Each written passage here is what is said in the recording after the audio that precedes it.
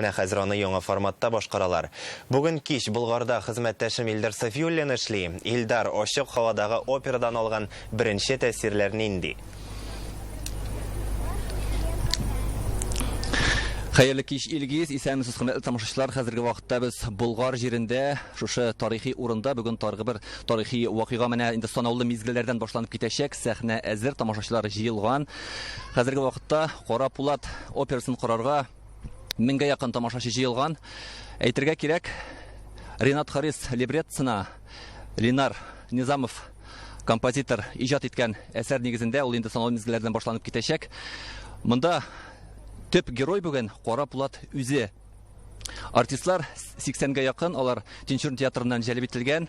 Инде менә тамашачыларның алкышлаганын да күрәбез. Инде санаулы секундлардан сәхнәдә әлеге тарихи тамаша башланып китәчәк. Әйтергә кирәк, ул инде 2015 елда Тинчурин театрында куелган булган һәм беренче тапкыр шушы тарихи урында ачык һавада бүген тамашачыларга тәкъдим ителә. Инде менә берничә минут элек кенә Татарстанның дәүләт киңәшчесе Минтимер Шәймиев та әлеге чараның ни дәрәҗәдә әһәмиятле булуын әйтеп китте. Әйдәгез аның фикерләрен бергәләп тыңлап үтик. Халык яратты.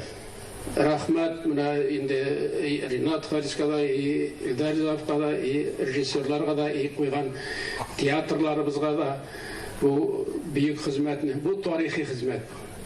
Әле без моны быелдан соң тагын да матуррак итеп, тагын да дөресен әйткәндән соң инде авторлар эше дөньяга күрсәтерлек итеп эшләргә тиешбез. Менә шушындый хәлгә килеп җиттек, без үз кулыбыз белән эшләнгән эшләр булар. Барыгызга да бик зур рәхмәт. Исәнлек, саулык, иминлек телим. Амин дип. Опера әле башланмаса да, без инде аның иштәлеге турында кыскача гына сезгә тамашачыларга бәян итә торабыз. Монда сюжетның төп асылы шуннан гыйбарәт.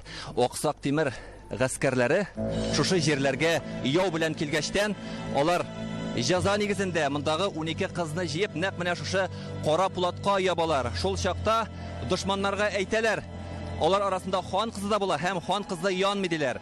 Шулай дигәчтән, барыбер монда утыннар тутырып, шушы Кара Пулат иченә кызларны бикләп куялар һәм яндыралар. Шул вакыт инде янып беткәннән соң ишекләрне ачып җибәрсәләр, монда аппак күлмәктән хан кызы басып тора ди.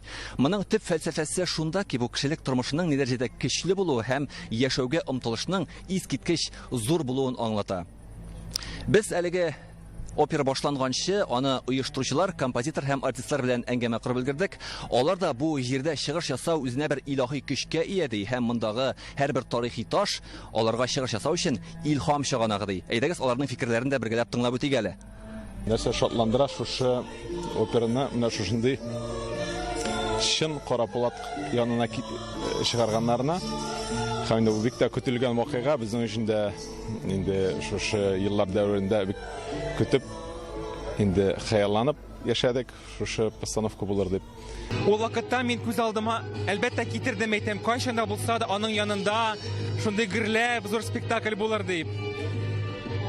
Ләкин мин уйламаган идем, ничек ул була. Менә хәзер ул минем хыялларым тормышка ашып бара. Һәм мин ул вакытта менә үземне бик бәхетле композитор дип хис итәм. Әйткәнемчә, мондагы бу тарихи тамашаны карарга Татарстанның барлык районнарыннан, шәһәрләреннән тамашачылар җыелган. Алар арасында инде операны үз гомерләрендә беренче тапкыр караучылар да һәм аның барлык нечкәлекләрен тәфсилләп, диккать белән аңлап карап утыручылар да бар. Хәзерге вакытта менә безнең янәшәбездә Люция ханым, якынрак килегезче, ул менә шундый искиткеч матур киемнән менә бүгенге шушы тамашадан, әлеге мөхиттән алган хис-кичерешләрегезне, тәэсир тойгыларыгызны әйтеп китсәгез иде.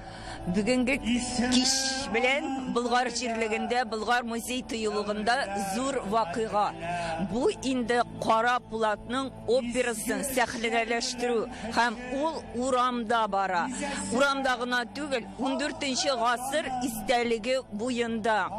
Менә искиткеч зур вакыйга һәм биредә инде төрле шәһәрләрдән туристларыбыз килеп, көндезләрен безнең Болгар музей тыюлыгы белән танышып, аның тарихын, нечкәлекләрен белеп, Болгар бабаларыбызның ничек яшәү рәвешен, көндезләрен, риваятны тыңлап, кич белән менә шушы либретто операның мөхитенә ләгеп, үзегез күрәсез, төрле нинди матур декорациялар, көчле артистлар һәм Ринат абый Харисның инде иҗатының шундый зур дәрәҗәдә булуы безгә әлбәттә инде зур вакыйга. Рәхмәт, шулай тәфсилләп сөйләгәнегез өчен рәхмәт сезгә. Һәм инде менә күргәнебезчә, хәзер сәхнәдә опера башланып китте. Хәзер без сезгә игътибарыгызга берничә генә кадр күрсәтеп алабыз. Искиткеч менә шундый серле күренеш, заманча утлар белән бизәлгән, тамашачылар тында алмыйча мондагы күренешләрне күзәтә.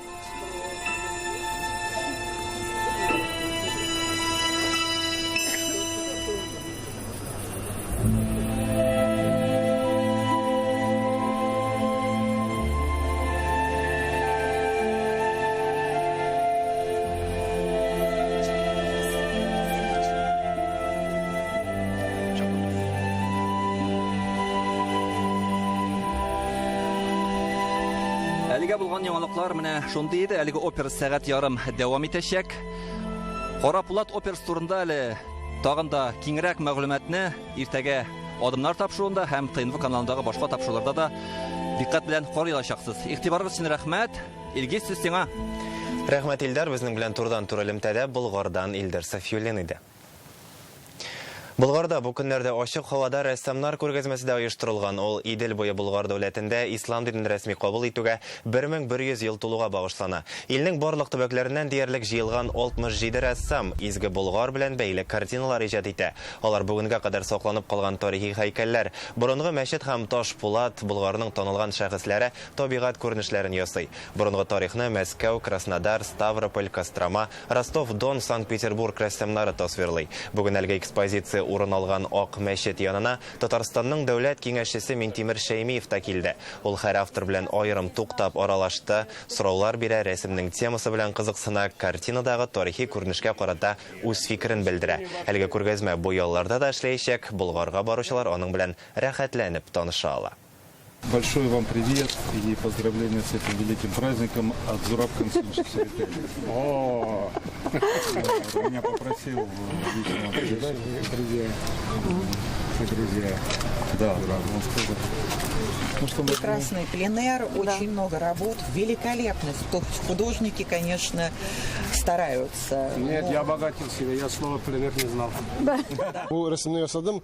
Bunda bana kubit informasiya kerak edi. Men именно Bulgar jilinde men aldım. Bunda endi bik motor, bik yaxşı. Может быть, картина получилась чуть реалистичнее. Картиным өчен барлыкка бик охшаш килеп чыкты. Болгар далаларын, тарихи һәйкәлләрне күреп иҗат итү миңа бик булышты. И, конечно, исторических памятников.